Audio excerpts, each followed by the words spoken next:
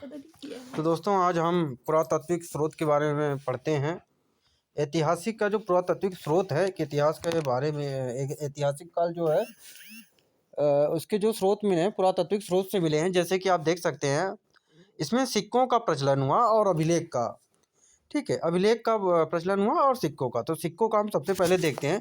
अगर देख सकते हैं कि सिक्का जो बना है तो सिक्कों की स्टडी को नॉज़मेटिक कहा जाता है। इसका मतलब है सिंधु सभ्यता। जैसे आप देखिए सिंधु सभ्यता में किसके सिक्के बने। सिंधु सभ्यता में देखिए उस समय इतनी खोज नहीं थी, इसलिए उस समय किसका सिक्का बनाया गया, मिट्टी का सिक्का। किसका बनाया गया, मिट्टी के सिक्के। तो मिट्टी के सिक्के को क्या गया, 13 कांटा कहा गया। ठीक है, क्या कहा गया, 13 कांटा। अब हम पढ़ते हैं मौर्य काल। तो मौर्य काल सबसे पहले देखिए मौर्य काल में काहे के सिक्के, आहट, पंचमार्ग और पर्ण सिक्का। तो देखिए आहट मतलब देखिए पंचमार्ग से समझिए, पंचमार्ग में ये है कि 5 धातुओं को मिला करके सिक्का बनाया गया और उसको आहट किया गया। आहट मतलब उसको पीटा गया। ठीक है, तो आहट भी याद रखिए, पंचमार्ग भी याद रखिए। और मौर्य काल में ही पर्ण सिक्का, जो थोड़ा बहुत इसमें चांदी का मिक्सअप था और उसके अब क्या कहा गया, पर्ण सिक्का। ये कौन से काल में आए, मौर्य काल में। तो मौर्य काल में क्या क्या रखेंगे, पंचकर्म याद रखिए। पंचकर्म से क्या हुआ, पंचकर्म में 5 धातुओं से मिला हुआ है और 5 धातुओं को मिलाएंगे, क्या करेंगे, आहट करेंगे मतलब हथौड़े से पीटेंगे। ठीक है, तो आहट, पंचकर्म और पर्ण सिक्का। पर्ण सिक्का मतलब है कि तो उसमें कुछ चांदी थोड़ा बहुत उसमें मिक्सिंग था। अब आते हैं मौर्य काल के बाद यूनानी काल। मौर्य काल में ये आए और यूनानी काल में क्या है, देखिए यूनानी काल में देखिए यूनानियों के पास सिक्का ज़्यादा था, तो उन्होंने किसका सिक्का बनाया, सोने का सिक्का बनाया। काहे का सिक्का बनाया, सोने के सिक्के बने। किसमें, यूनानी काल में। मौर्य काल में क्या क्या था, आहट, पंचकर्म और पर्ण सिक्का। अब आते हैं कुषाण काल में। तो देखिए आप कुषाण काल में जब जाएंगे तो कुषाण में आप यूनानी वालों ने क्या बनाया, सोने का सिक्का। तो कुषाण काल ने शुद्ध सोने का सिक्का बनाया। काहे का, शुद्ध सोने के सिक्के बनाया है। कौन से काल में, कुषाण काल में। ठीक है, तो कुषाण काल याद रखिएगा। कुषाण ण यानी स्वर्ण, रण यानी स्वर्ण, यानी शुद्ध सोने के सिक्के। ठीक है, तो मौर्य काल हो गया, यूनानी काल हो गया, कुषाण काल हो गया। कुषाण काल के बाद आते हैं गुप्त काल।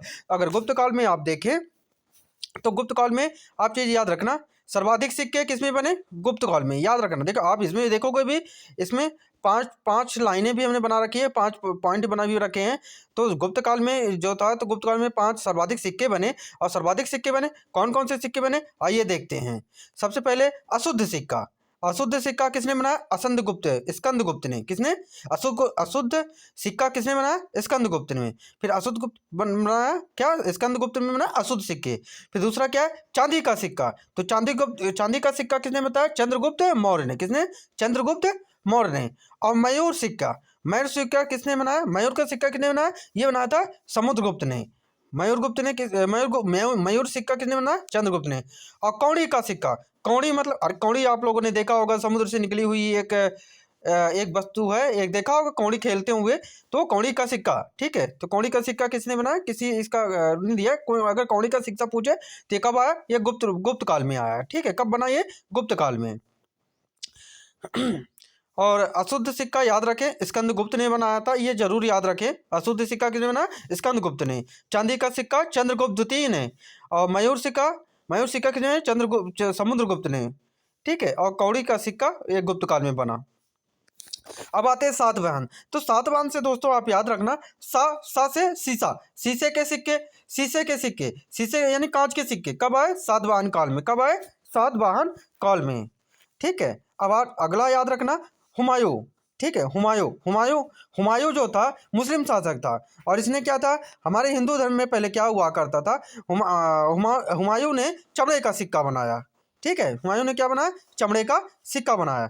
और याद रखना, चमड़े का सिक्का किसने बनाया, हुमायूं। माँ यानी चमड़ा, हुमायूं, माँ यानी चमड़ा, चमड़ा से, माँ से याद रखना चमड़ा। जैसे सातवाहन से सा से याद रखना शीशा, क्या, सा से शीशा, हुमायूं, माँ से चमड़ा। अब हुमायूं को किसने पीटा, शेरशाह सूरी ने। ठीक है, हुमायूं जो था, तो हुमायूं ने आया था कहाँ पे युद्ध करने, बिहार में आया था। तो बिहार में लड़ाई करने आया, तो बिहार में क्या होता है, बाढ़ होता है। बट हुमायूं को पता नहीं था कि बाढ़ यहाँ होती है। तो शेरशाह सूरी ने, रुको अगस्त का महीना आने दो, फिर साले को हम बताते हैं। फिर शेरशाह सूरी को तो आप पता था, और हुमायूं को तैरना नहीं आता था। फिर शेरशाह सूरी से लड़ाई हुई और उसको समुद्र की ओर भागना पड़ा, किसको, हुमायूं को। ठीक है, इसकी एक कहानी है, फिर इसको डिस्कस करेंगे इतिहास में। अब आते हैं शेरशाह सूरी। तो हुमायूं से याद रखना शेरशाह सूरी। शेरशाह सूरी में देखिए, तो शेरशाह सूरी ने क्या के सिक्के बनाए, दाम के बनवाए, रुपया के बनवाए और असरफी। आज भी आप लोगों ने देखा होगा दाम, आजकल लोग जाते हैं तो ये पूछते हैं कि इसका दाम क्या है। जैसे मान लो आप एक घोड़ा लेने जा रहे हो तो दाम पूछते हैं, दाम बोलते हैं ना, तो दाम का मतलब सीधा सा है कि आज के लोग उसको रुपया कहते हैं, लेकिन दाम के सिक्के हुए करते थे। ठीक है, तो शेरशाह सूरी ने दाम बनाया, दाम के सिक्के बनाए और रुपयों के सिक्के बनाया। तो याद रखें दोस्तों, रुपयों का प्रचलन कब हुआ, किसने किया, शेरशाह सूरी ने। जो कि ये कहाँ का था, शेरशाह सूरी पटना का, बिहार का था। एग्जैक्ट मुझे नहीं पता बिहार में कहाँ का है, बट शेरशाह सूरी कहाँ का है, बिहार का है। और उसने किसका प्रचलन किया, रुपए के सिक्के। रुपए की खोज किसने की, शेरशाह सूरी ने। और असरफी के सिक्के, असरफी मतलब सोने के सिक्के। अरे आप लोगों ने कई मूवी देखी होगी, उसमें असरफियाँ, वो एक मूवी थी ना, अलिफ लैला थी, कौन सी थी, अलिफ लैला ही थी ना। तो उसका जो छोटा भाई था उसमें असरफियाँ ही असरफियाँ लाता है, और असरफियाँ मिलती है उसको, और बहुत सारा अमीर हो जाता है। असरफी अगर देखें आप सोने के सिक्के के कह सकते हैं इसको। तो ये खुल जा सिम सिम, तो वहाँ पे पूरे क्या रहते हैं, वहाँ पे पूरे सोने के सिक्के भरे रहते हैं। ठीक है, तो ये किसने इसका प्रचलन कराया, तो शेरशाह ने। तो शेरशाह इसे याद रखना, शेरशाह शाह यानी असरफी, और शेरशाह सूरी, शेरशाह सूरी ने ही रुपया का प्रचलन कराया, और इसने दाम भी रखा। ठीक है, रुपया के किसने लाया, शेरशाह सूरी ने लाया। ठीक, इस तरह आपको ये वीडियो अच्छी लगी तो लाइक ज़रूर करिए। Thank you.